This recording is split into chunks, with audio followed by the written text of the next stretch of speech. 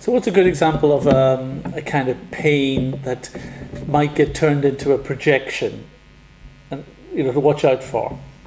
Well, I guess I suppose the obvious example might be, a pain in the chest, or even a pain in the stomach. I mean, I've been through this in the past where I've had immediate thought, oh my God, pain in the chest, maybe I've got lung cancer. That's a very extreme example, I admit.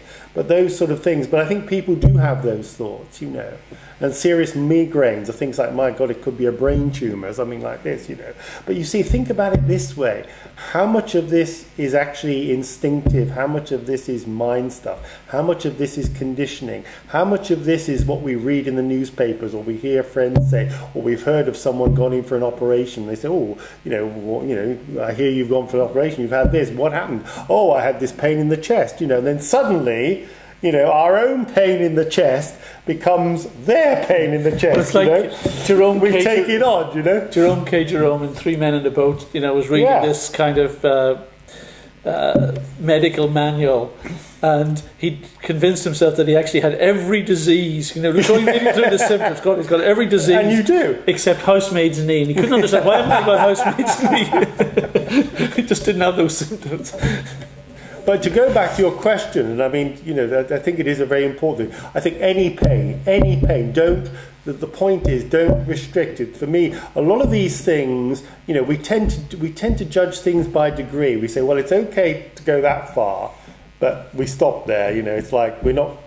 But a lot of these things, it's all or nothing. So any pain, get in touch with that pain, whatever it is, doesn't matter.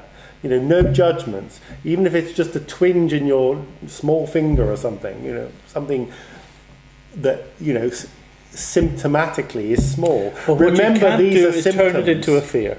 Yes, absolutely. Because, that's it's going to have all sorts of consequences. But the fear, where is the fear? It's in the mind. It's not in the body. Yeah. It's in the mind.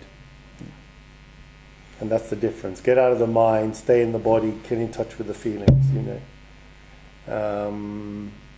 and just allow it to be. I know it's not easy because we're not taught this stuff, and I've only really learned or even applied it in fairly recent months, well, very recent months.